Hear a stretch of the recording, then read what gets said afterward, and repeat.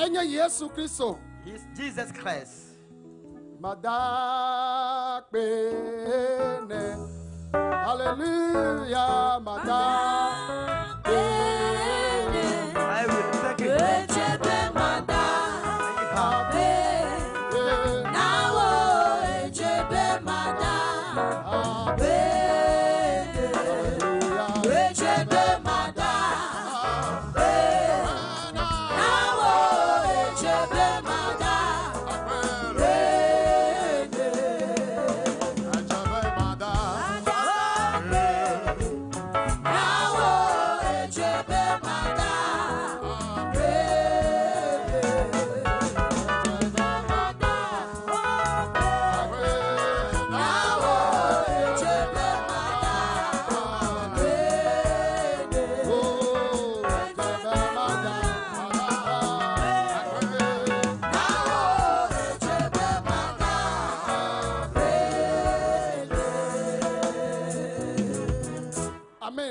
Amen.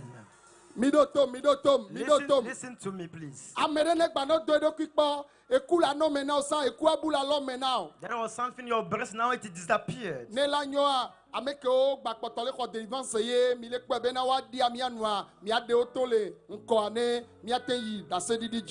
out those who are still having deliverance so that you can continue.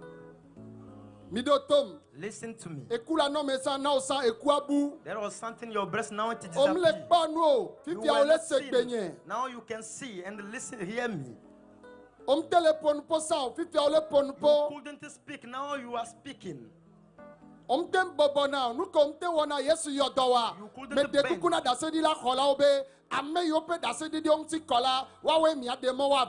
I want you people to give us good and complete testimonies. Hallelujah. Amen. Listen to me.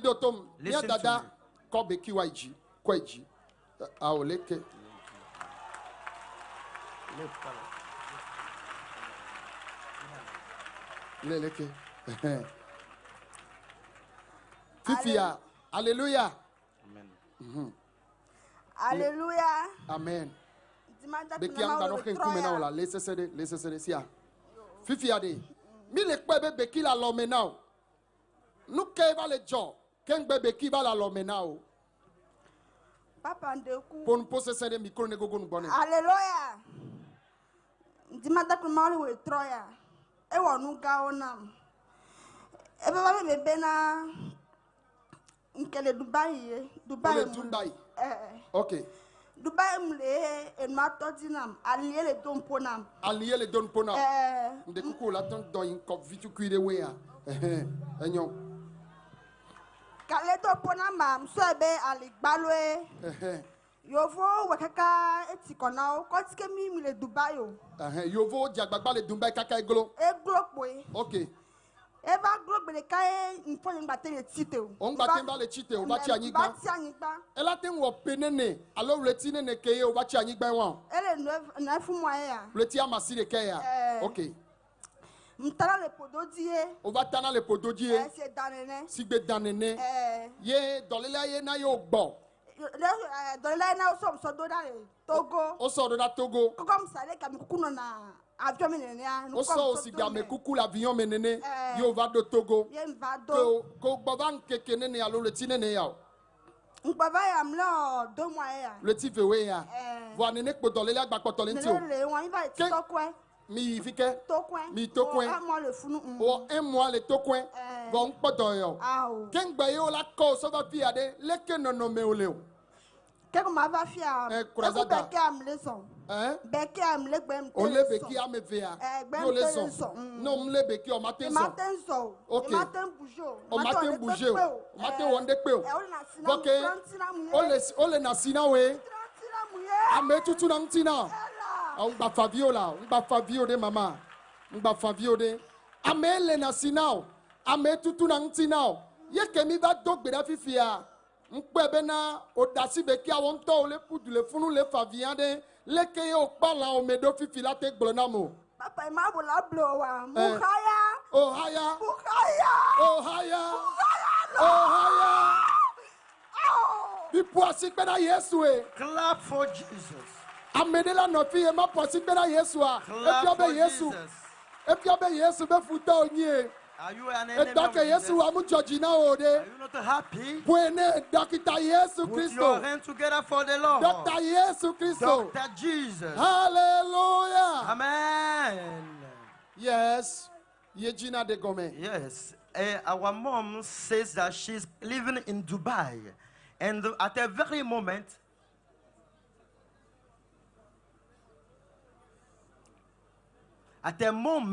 she has a waist problem. She couldn't walk. She went to hospitals. White men did it in vain. And this disease was on her life for 9 good months.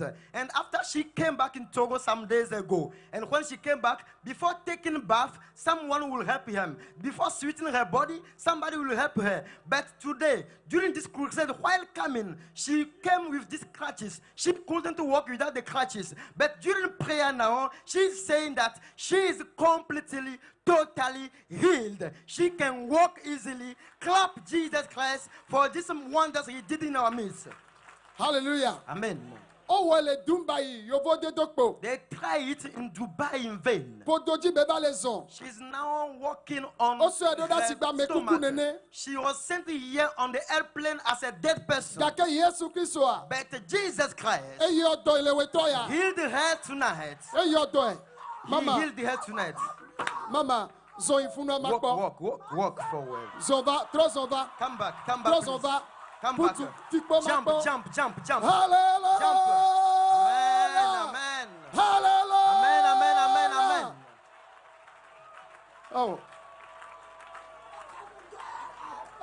On gba Fabiola.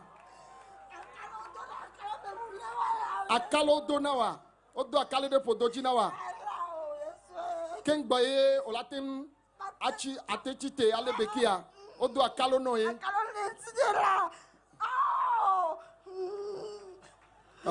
Mima ten kwa akalo olava de doku amama sia. Zon yakba ya Yesu yodo e. Jesus healed People her. doko Yesu was ya See sikpa the de semna good deed Yesu. of Jesus. So dare funu. So dare fi. Mi peda me onti funu amunyo. Ame obe didi me ami no pede onti mde kuku gade.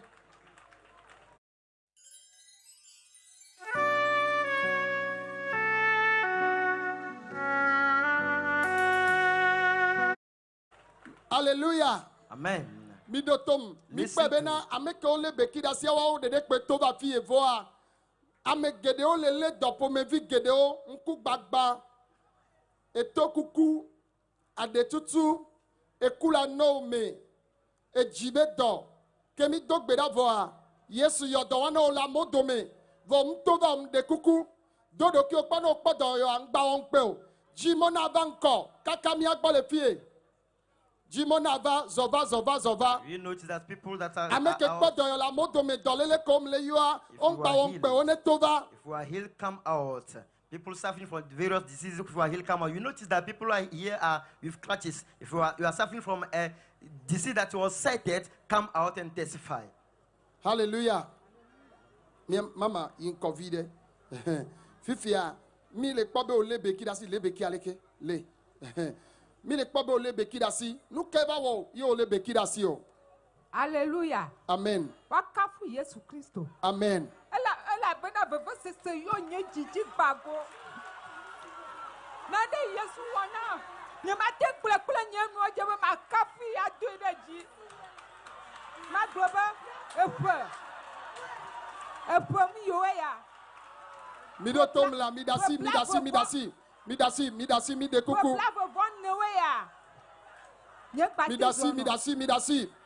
Midasi ya mereng banokpo fi mane miaba.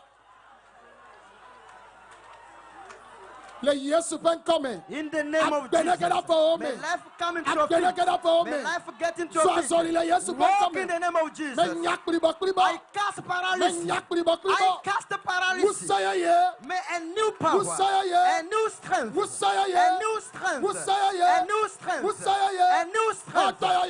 Receive your healing. Be healed. Be healed. Be healed. Be healed. Be healed. Be healed. Be healed. Be healed. Be healed. Be healed. Be healed. Be healed. Hallelujah. Hallelujah.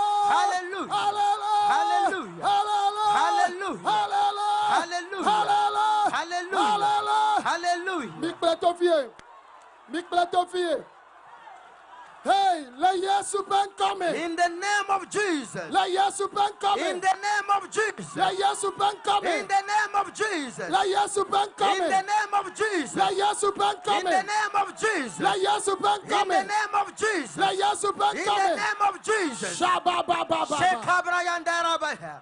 Midotom. Listen to me. Midotom. Listen to me. Midotom. Listen to me. Midotom. Listen to me.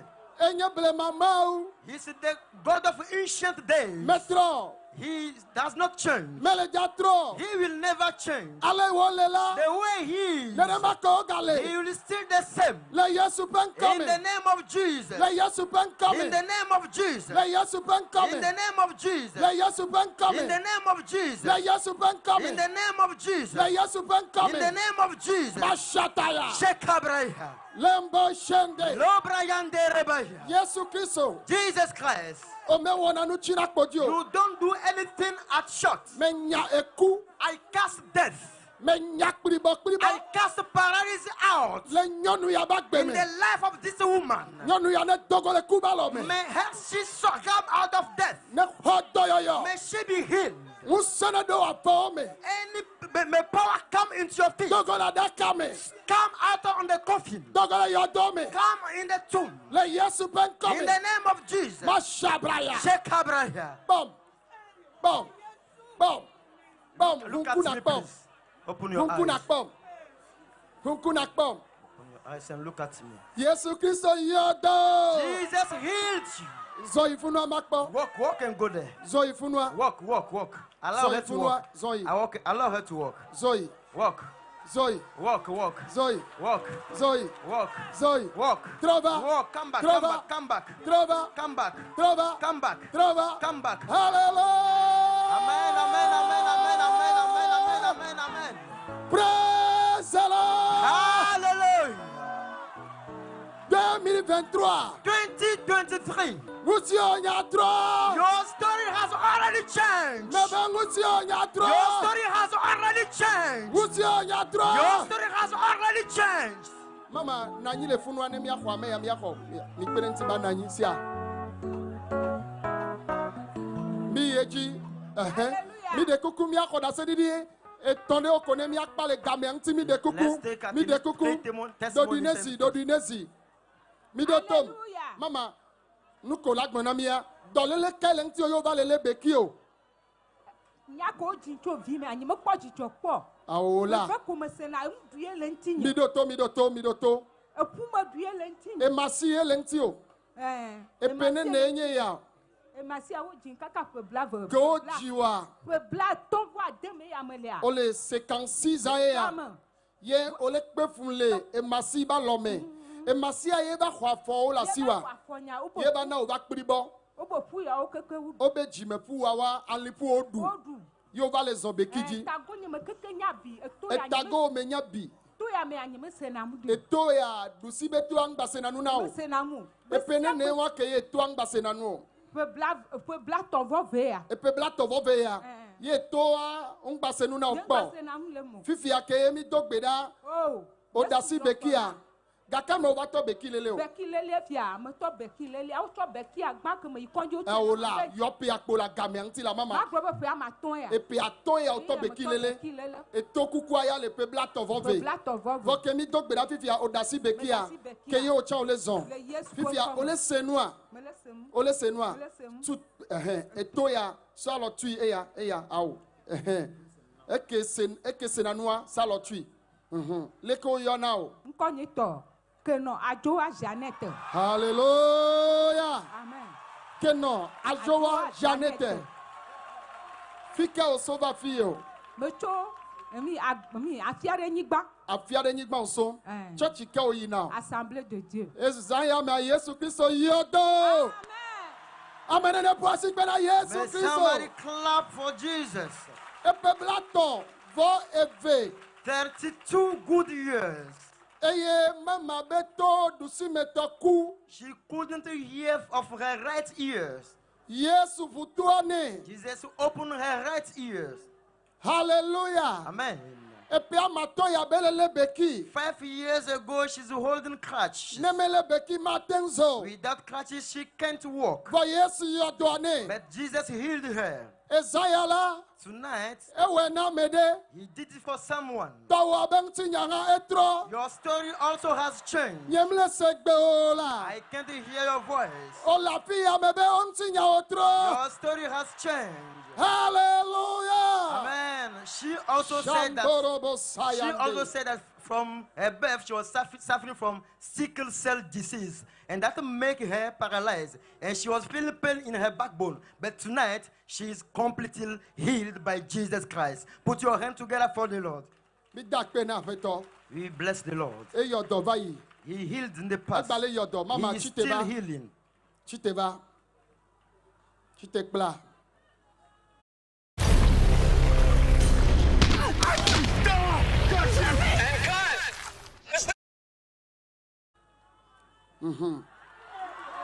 Zova.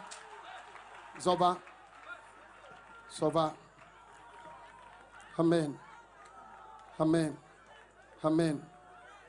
Praise the Lord. Trojan coffee, okay? Mama, not enak bomb. Bomb. Aola, not jen kofunda, son kume ikfunu. Esroya. Au. Esroya. Au. Hallelujah. Oh, hallelujah. Esroya. Mama, dotom. Gaka meye. Ova chianyigba. Ye on batemba les oiseaux lion. Audasi wale micro non. Onele non. Vunkuna ponpola si a dudokoji si a. Seigneur. Aola dudokoji na ponpola. Allo sono nejo glonya. How? Ken va tobe. Guys. O to dolele ya. En to dolele. Dolele kel.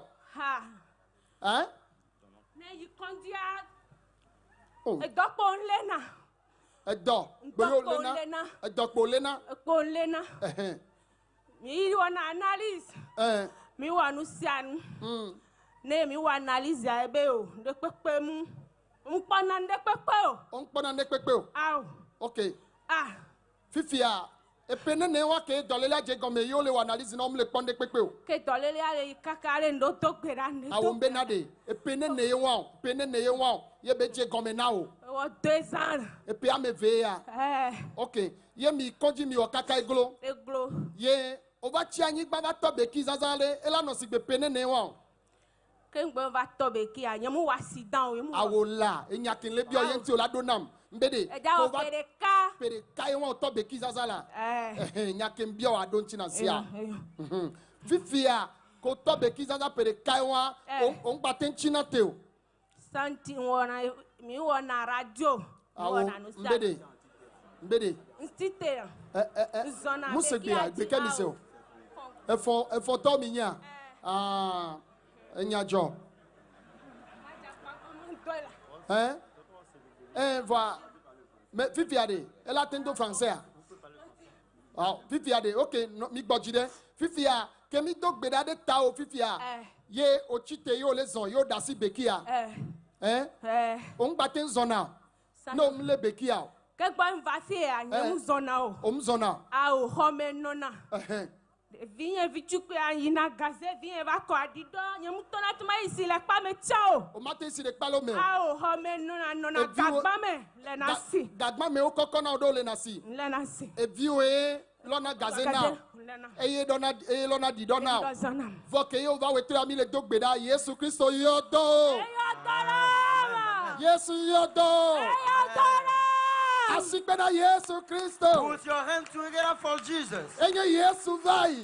He is Jesus in the past. Yesu He is still Jesus today. Mele jatrok bedeo. He will never change. Midotom. Listen to me. Apeto esoya. O sevegbe alo français. Le français peut parler. O latin de français. OK. Ponpon. Eso wa mi pe be ba le bekeji. Gloire à Dieu. Alléluia. Je rends infiniment grâce à Dieu puisque ce qu'il a fait ce soir, je le voyais à la télé, à la radio, j'entends. On allait à l'église, on écoutait des miracles. Mais ce soir, ça m'a émerveillé. Je ne peux pas dire ce que je veux. Amen. Je ne peux que dire, Seigneur, merci. Amen. Dieu, merci. Amen. Papa, merci. Amen. Et son wa, elle est dans le bois, et puis elle me veut à Nyao. Pratiquement 2 ans. Elle n'est pas malade, elle n'a pas connu un accident. C'est une bouteille de gaz qui est tombée sur son pied. Petit à petit, on a traité, elle a commencé par marcher. Quelques mois, elle est paralysée. Elle ne peut plus se lever, aller à la douche, c'est des problèmes. Si je suis là, je l'assiste, les enfants l'assistent. Donc si personne n'est là, c'est qu'elle on a 3 enfants. Ok. He is his husband, her husband, sorry. He is confirming that she is his wife. It was a bottle of gas that came down on her feet. And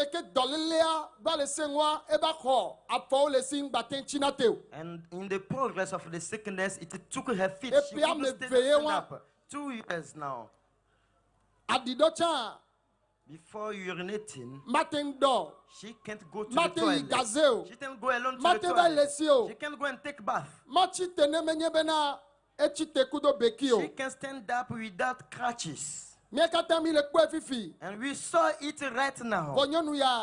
This woman, she wants really her healing. The way she struggled. I saw that this woman wants something, may Jesus give it to her. And in truth, Jesus healed her.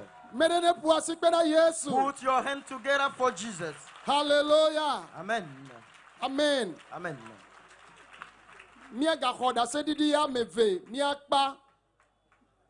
Let's take 2 more testimonies.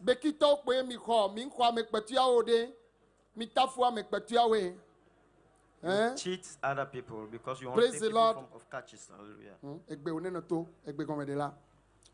Alléluia. Amen.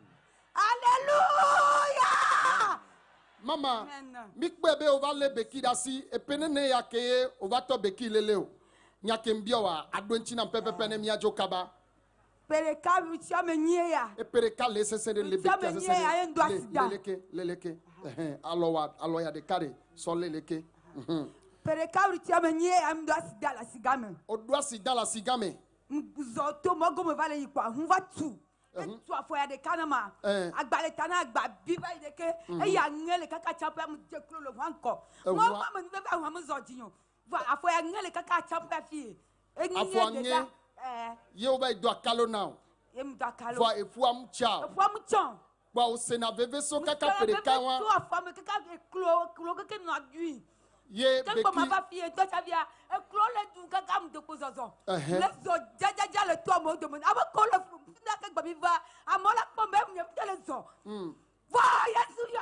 Hallelujah. Amen. Mama. Yes, your dollar. Jesus healed her. Hallelujah. Amen. Yes. She had an accident 1 year, 8 good months in our market here.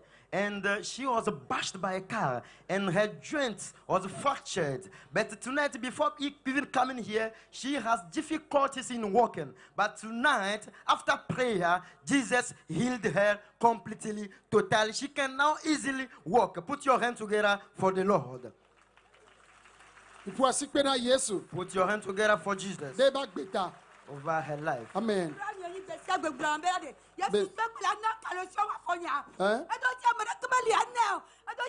Yesu ya na kalesio mafowa. Yesu ne kalesio mafowa. Ena kalesio ma. Yesu ne. Amen. Amen. Yesu ne. Amen. Jipobe calcium. The calcium from heaven. Yesu Kristo. Put your hand together for Jesus.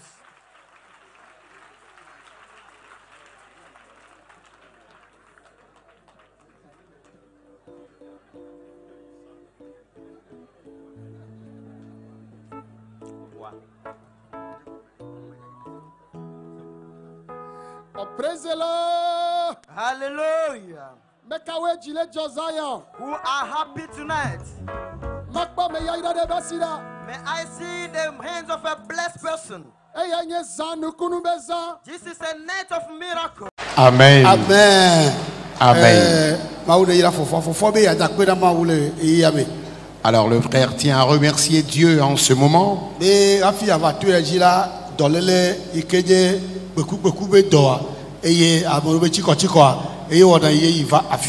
de venir dans le camp ici, il a traîné un mal qu'on appelle le hoquet.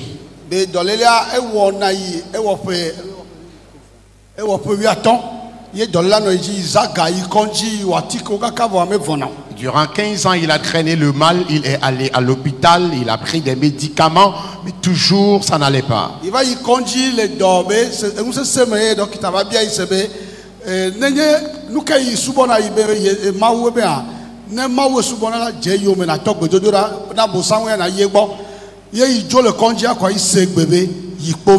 Alors dans la complication de sa maladie, il était allé à l'hôpital et d'après les analyses, les médecins n'avaient rien diagnostiqué comme maladie.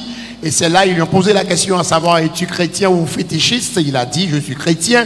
Et ils lui ont dit, mon frère, si c'est Dieu que tu adores, il faut que tu fasses usage de prière. Parce que ça là, ce n'est plus une affaire charnelle ou physique. Et là, après avoir quitté l'hôpital, directement, il est arrivé à Bové.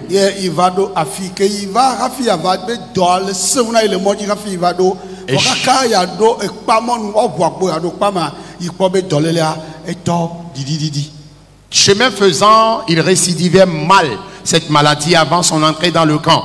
Mais lorsqu'il est arrivé à Bové, on a ouvert le portail et il a fait son entrée dans l'enceinte. Il a commencé par observer une amélioration par rapport à son état de maladie.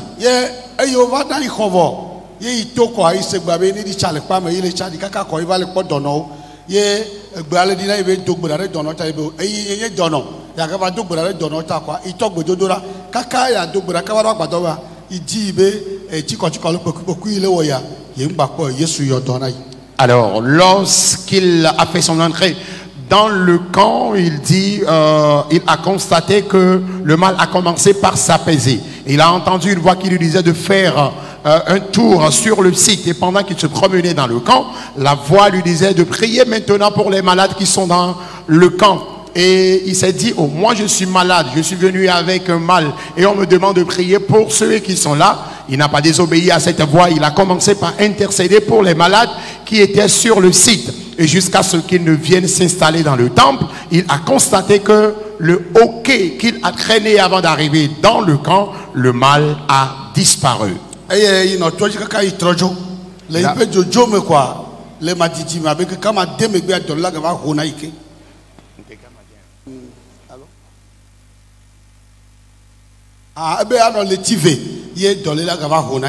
Et après donc sa guérison, il est reparti à la maison. Lorsqu'il est rentré chez lui, 2 mois plus tard, il a encore récidivé.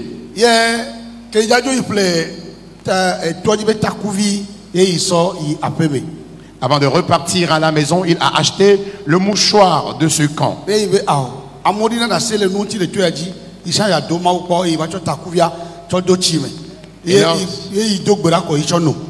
Lorsqu'il a récidivé, il s'est rappelé que les gens ont souvent l'habitude de rendre témoignage au sujet des articles de ce camp. Il a pris ce mouchoir qu'il a plongé dans une eau, il a prié et il a bu de cette eau. Et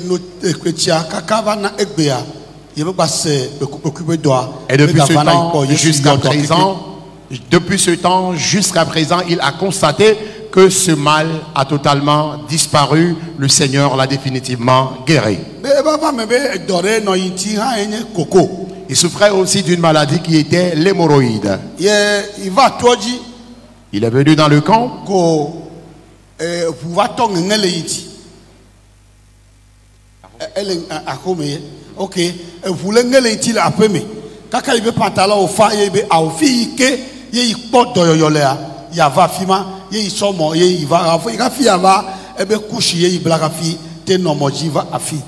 Alors, il dit qu'il était encore à la maison un jour lorsqu'il a constaté que cette hémorroïde avait enclenché le sang et il a constaté qu'il y avait du sang qui coulait de lui, qui coulait de son anus. Et il avait même son pantalon qui était mouillé par le sang.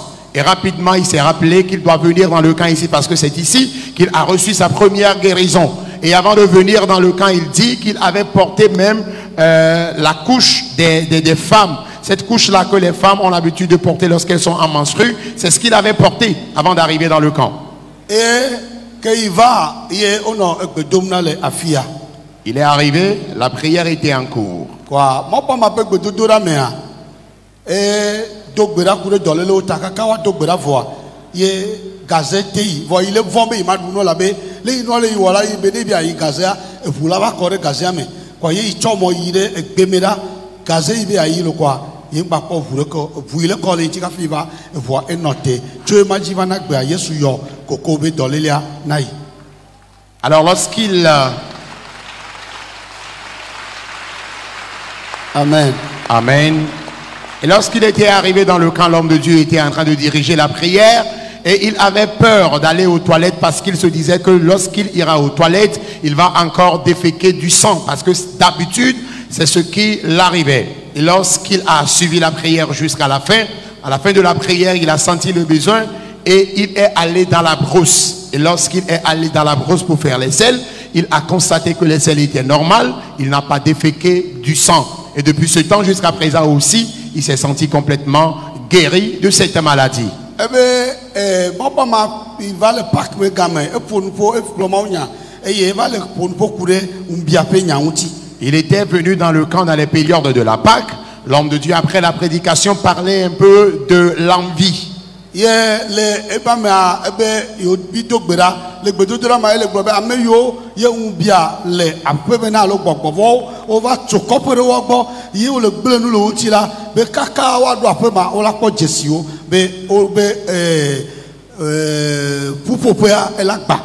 l'homme de Dieu disait que ceux qui ont les envieux contre eux tout près de sang qu'ils nous sachent, dans la prière ici dans ce camp jusqu'à ce que ces personnes ne repartent, le Seigneur va disperser ces envieux dans leur vie.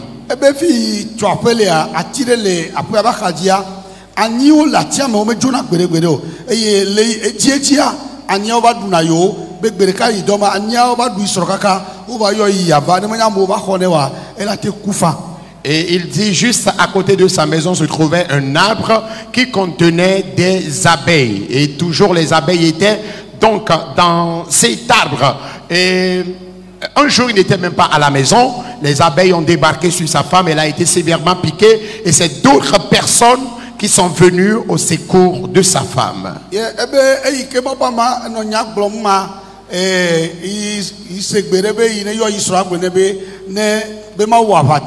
Neno drapa mroga fi agbo vo yiyo yim senko vo ye pe jojo megbe ba do apema ipo be yisro wu koklo eye wo le jan ye ibe o no ka ele jo yo be ma wo abana yo. Alors lorsqu'il était dans le camp ici, il dit qu'il entendait la voix qui lui disait dans la prière d'appeler sa femme et de lui dire de préparer la Pâque parce que Dieu a déjà vaincu pour eux. Mais il a essayé de rejoindre sa femme au téléphone, ça n'a pas marché. Maintenant, après le programme, lorsqu'il est reparti à la maison, il a constaté que sa femme était en train d'éventrer une poule, d'éventrer un poulet. Et il a posé la question à savoir qu'est-ce qui se passe. À la femme de dire, nous sommes dans la joie parce que Dieu a combattu pour nous.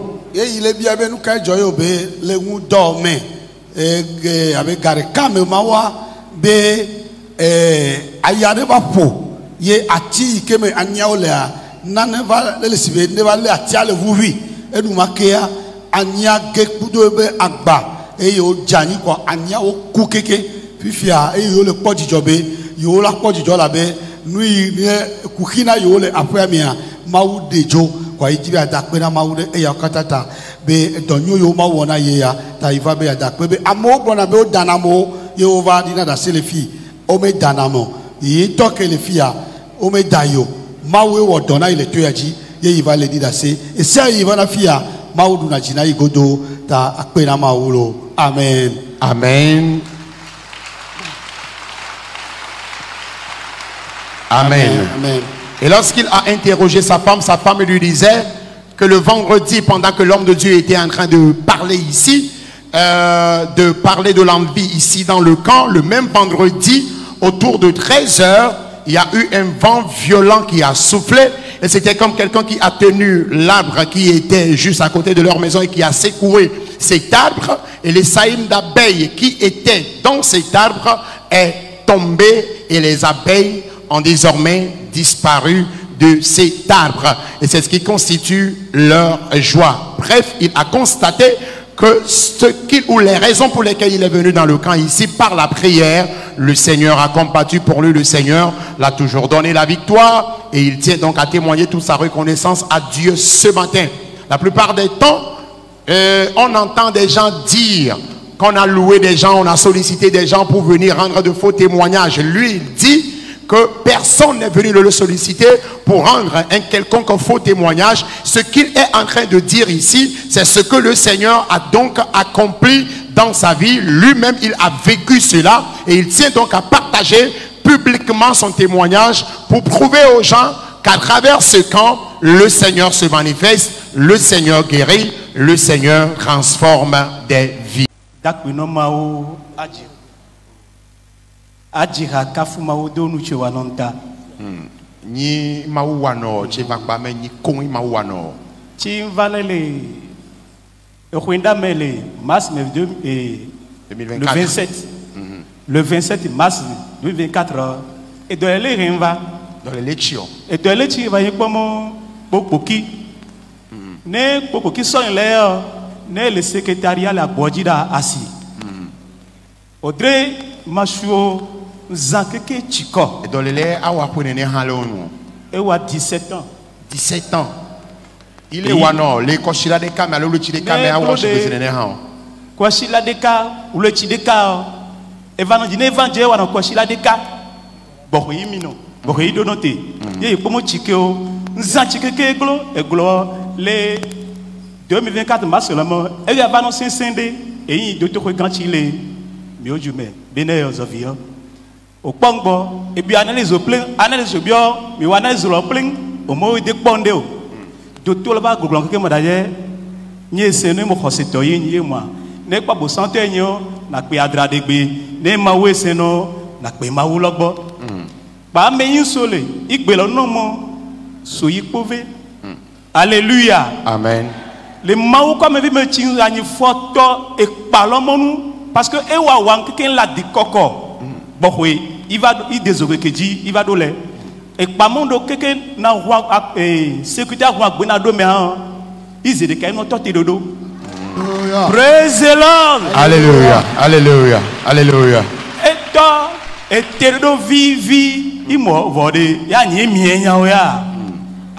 Quelqu'un va mon lever non comme fi à dasser na no comme le et egbe no mo di sa tout pas mais et santo di saba ito finagil dono pokoko saba no ma dogbeda tano dono imo vonyin tode et dolele heva matache qui te ka dogbeda mebua le mau comme ve me on se gbelo e gbelo to dra ke nabado gbedo khomelo yemi chimgbogbo he chikeku chimino la ndegba mi chiku la bude bohwi imi degbo le dimanche intro yaho le 2 août a khomengbelevo i et do yeboke votine yaho on khole muswa meve iso yaho e no gbono kika kholoku va tenon chegwe tonye kholoku tenon imo ezandodo 23 ans me so imo amodi da se toto muswa la kodo braselo men na manu ogbo e iso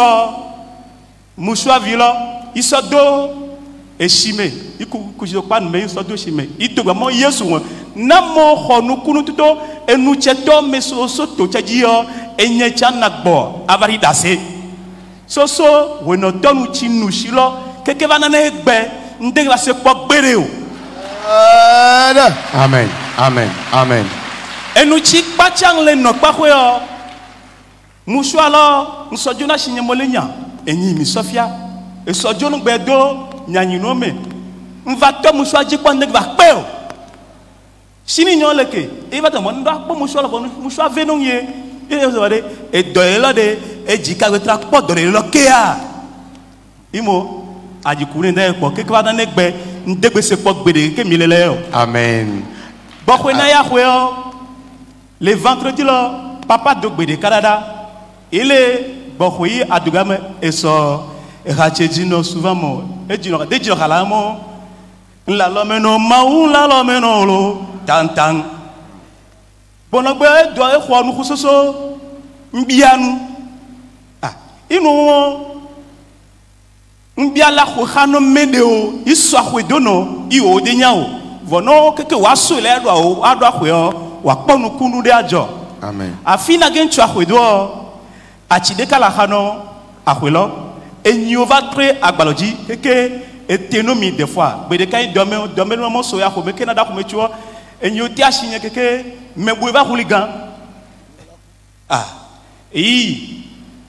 keke ti papa so hala gbonogbe I togbe do dada eji no mo meti ko menyi va I gbogbon so akodo mbiato so akodo le gaho de denye pomo ya va so aya ko ya ponu kun loyo keke ya do akomede ya po amrimanu ndando ayi nenenu anyi gbagba le nyonu no me o insegbre ka gbe no mo nu na show la komekende na préparer pakolo dade ne ya ko na du pakko domo enu kunu chi ma wana le toloji nwe portable medoshi le khome yiko kredi yo ahoyo dewado wa nyi ma ujawa vo gbe to ji enom ahomenye veido vo ikpoi ashinye le koklo ewu ile na jako imo vonyonu le dimanche lo ne timito lele monyo ni jodo mi je mo ejichi ma udu no yo de mo chinye yo mo vendredi yo achichi nyo tri agba ete we mo yo va ji hode 14 yo va ko poshi mo amele achiro ne dodo we na chiro kekekeke enyi lo gesoso enyi gbalo jun ikaka enyi lo plen oku ene okponyamo etolo ichinye yo nyele nda gangan mawu totome duji no yo I enyigbalo igban yo ponchi afale aholame e ina daro yo nuno yo wa le pakolo duko bokwe nyente ma gbo aji pakolo me imo mawu diga rezo bokwe anu nyo chi anu ya donge no mechi adonge no mawu akpe le nova mechi nova chi va yo e do de kare no funo mo kokoyo amo me le nyeko nya ho nyu boss 2050 vo zirika vo ya wi mi nyamo do de oli yin pe do a ide do gba no agbeto ka yin sunu a yin dolo e ohun va to ngedu yin sunu pon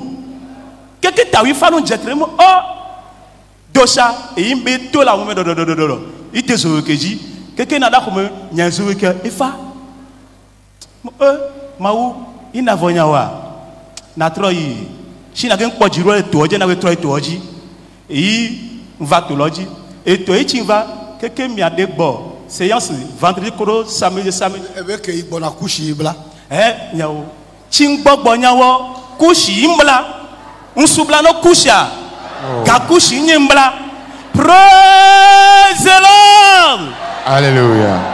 Enu china mo edo de kato nyin pin de o dasinga nu mo se vo nyinanu ti mo de no nyo nyinanu amu wase Amen. Keke mi akpale toloji o eyi mo ondi pe dadu no no ne gazela tengo na khoji veselo vendredi au samedi matin eyi nu kame sozo keke yi do aveme imo ma nu kan povo inde po ehun lo so Alléluia. Amen. Alléluia. Amen. Ehun lo so keke bana fina gen le gbe yo inde po hun lo vo gbo et de la gafon mo ni mignon khwe il me de kama jika ezovi hene imwa mele famille mi oto inkokwe iva mile seka e nya monde wa nyolo ma wa to janu ntinyi guno nyanyi dolele yo eyi e moi da no ko nya mo jike ma wo twa ke mi shiki ke vale ham imo e moi vo nya dochi u no wa imo de nya mo sa renu doyo khomu me dolele imo dochi imo kokode e uno e nya mo huno va do ke kwa nyonu ya wa mi onoku we de kai tome no nya kwa ko 28 ans we de kai tome 2016 e into e hun lo popo ye to ga o ke no yin yi gaze de abuko mo gbo yo hudo no lo ma voye gbe o mawu dadono e du jinu e mo na ba mi ko mawu ju ka se Amneve me izin vale. Ti monava soso mardia egloke engen va dono zedi toma mi khwani pe do de yaso re do mo yasin ava bo ko ma wa via nyinu iso zeto chi ndongene gbogbo ye gbe ajafa ko le moji fo ndede wo nyento chi gbogbo nyanzo ke de black bo gande zo ke black ke de ma wo khun yin lete amiseno ya monomo odamo mo le bali da se yo odamo mon papa damo abi chocho damo yo eto e damo yo enyo ejule pon mede kede dango mawu iwa nukunu non lele in va khonukunu iva kho non va duo npo nukunu khono o lese anyamosa mawu se ele da mede de danglo. Alléluia. Praise the Lord. Alléluia. Hallelujah. Amen. Ndeke ya me muto terefi am da pe na nyema o nye sronya ku vinyo be agbeta. Ye ngbale da pe na no vi doji be mau. De mi akata kemi le fia be agbeta. E sron ku vi o ku be do la keke o ba agbeta. Be mau ne noklo ne ba siamino de ba bla lijino. Amen. Amen. Eva va me be mleva toyaji. Mbiona mau. Be ne wende nam. Ne wende nam nyatepe mau isenye be gbedodora. E vinyo mbe na mu va fie pa. Amo le di danse. Ame ya be vinye yovede. Ame ya be vinye yi America.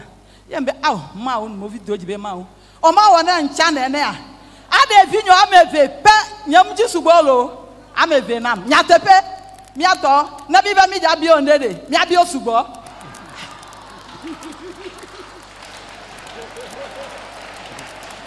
Alléluia. Amen.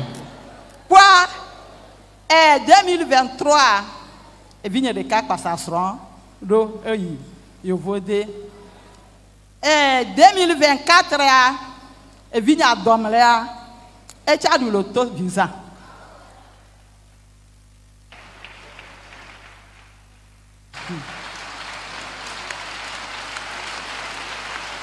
Amen. Amen. Amen. Amen. Ba na mva fia ma no bi o ma o amo vale di danse ame ya be mu yivi nye gba ame ya be nchade aw Yesu no mo video jibe ma o o sha ma we na ma bere ka ncha ma da avion a.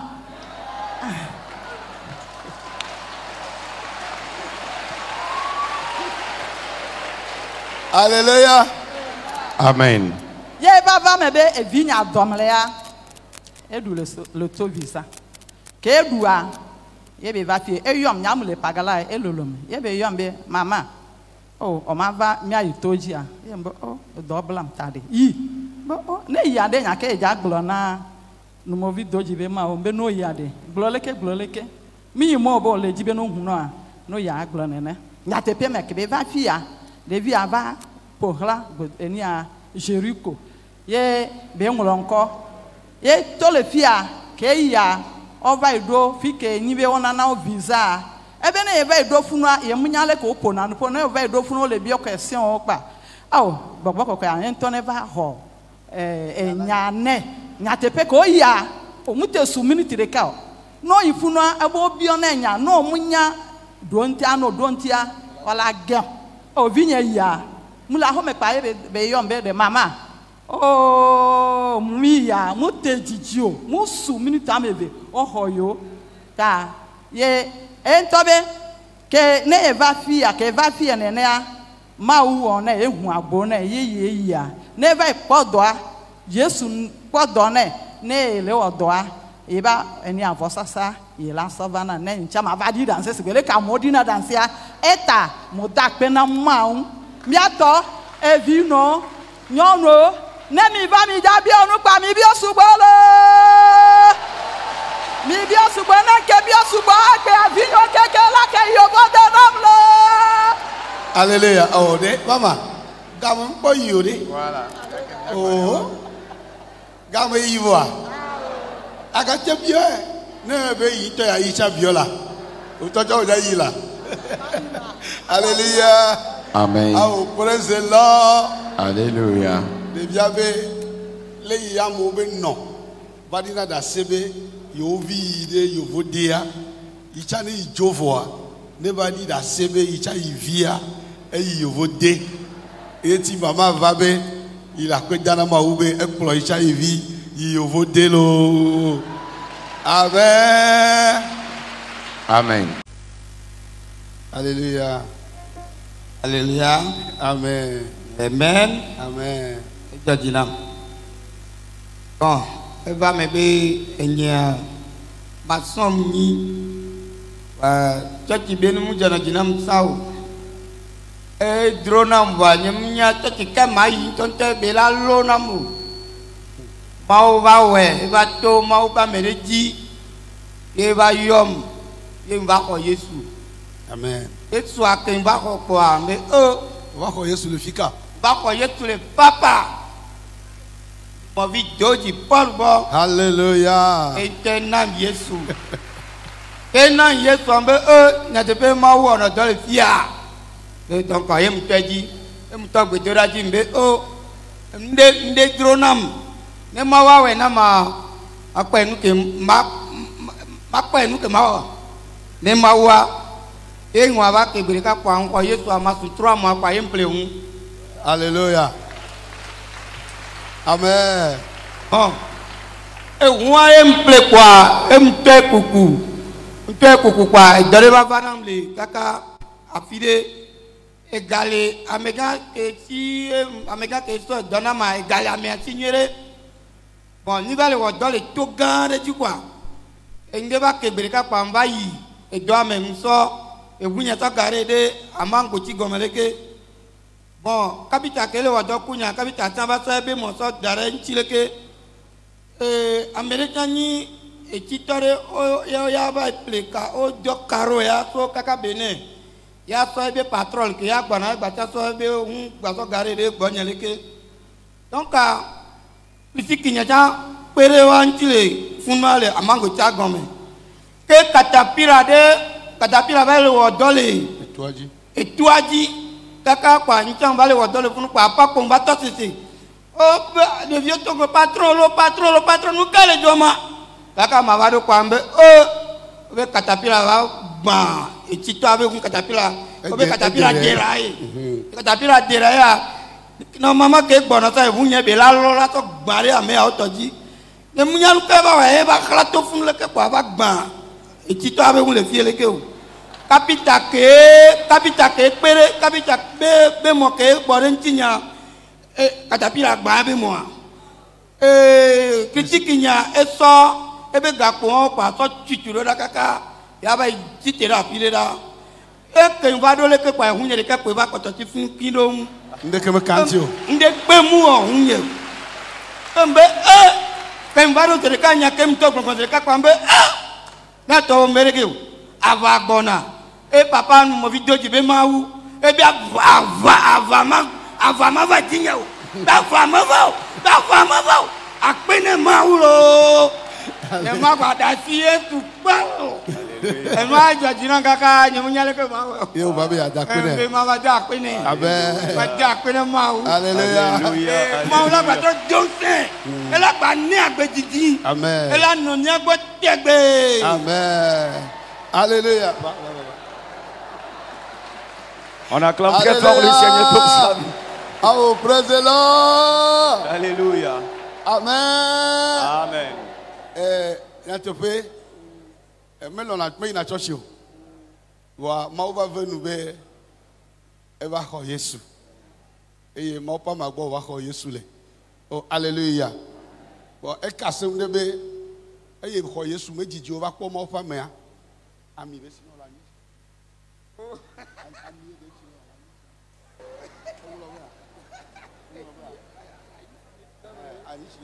Alléluia. Every eyo ko Yesu méjì o kwa a was ben keke ton de kwa ye be po mo pa ma e va cho anyichi va koreji dreme be si anyichi ne keke kwa si amine keke kwa ye o va fo be yo il le boko bo yi pa ye me ku jo pe me boko re ke po ne ya kpɔtsa banaji kpɔna wo ɖa ye mawu ƒe ame yi va xɔ Yesu ko va si anyi tsi na ya mawu vivi nyateƒe ye me didi wa ye wo ƒle ʋu oh hallelujah ebe ke le trɔ subɔsubɔ me ya yi ɖo ne be aƒle ʋu vɔ ne dzra ga ɖo kaka ne ga le dza subɔ ega edome la gblẽ bokɔwo la xɔe la ɖu keke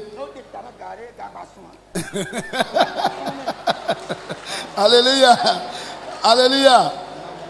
Gakea, eyo ko Yesu abediji wa, eple fu. Oh amen. Ni yo le jigo kwa la bosama, eyo ba Yesu bo ekwe. Egbea ele Yesu be nyere. Oh amen. Ebe imagada sipo. Amen. Maude yire. Que Dieu bénisse le papa. Amen. Monsieur. Amen. Praise the Lord. Fufua eyo va ko Yesu a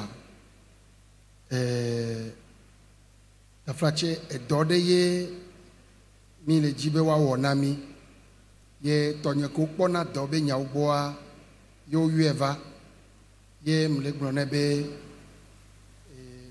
Kristo ha me keme bele ma ye be ye mu ko Yesu ye be o be matem awo donam aho ganye atove wo vonsana ye be nu agbon be ye be nu dina yo ne la wo donye godoa erura ho Yesu bo eyi keme kpo ho Yesu akema matem wo donye ye bo ya jo ho Yesu azerikai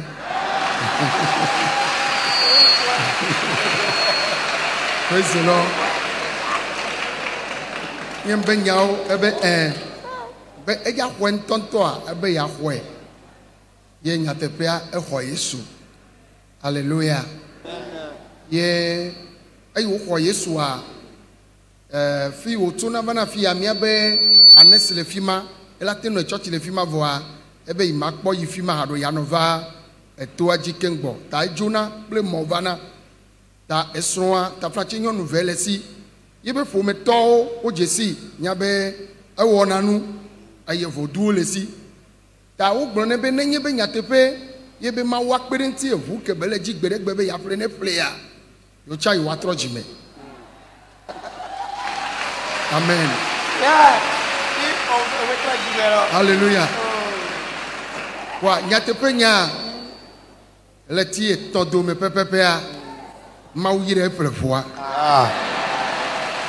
ana menya be edong bavana na ye kpefu ye to afio kaka ye wonu sianu ye savona ibe tron we chikona ye mele gbogbon be amenu fefe de lenya jinyenye be ne wodonam ne mega tu fe na ocha voye wodo anwede ye jinye ye jijom ye mebe mawu ne yira wa ela wodo kaka ne nyentom vale jicha nye magbakpo ye be konu be nyawo be nyatepe ke be wodo avoa gato be do beto amega we to yoyo praise the Lord mega we vale yue ye mawu ba menu veve ya ke be plevoa nyatepe ya be gbebela so voa ba be ma yire na ya esro me ve agbakpe tasiawo yo lo de voa me wacha over o college ho Yesu zirika hallelujah be nu mawu wo ya yo poa mawu nyo yo wasubo amen aye to magia ye ntonga enlo ye mi do missionnaire amvo oyi over ijira ye gbenu yo kata be fofuri ye be nanuo le yi gedewo yo dunu ovo nyona meva wa o jira wo do rafide ye ebe Yesu yo meko ya no da Yesu yo meko ya no da amen amen Amen. Hallelujah. Amen. Oh, praise the Lord. Alléluia. Amen. Amen. Alors, la parole de l'homme de Dieu vient en confirmation de son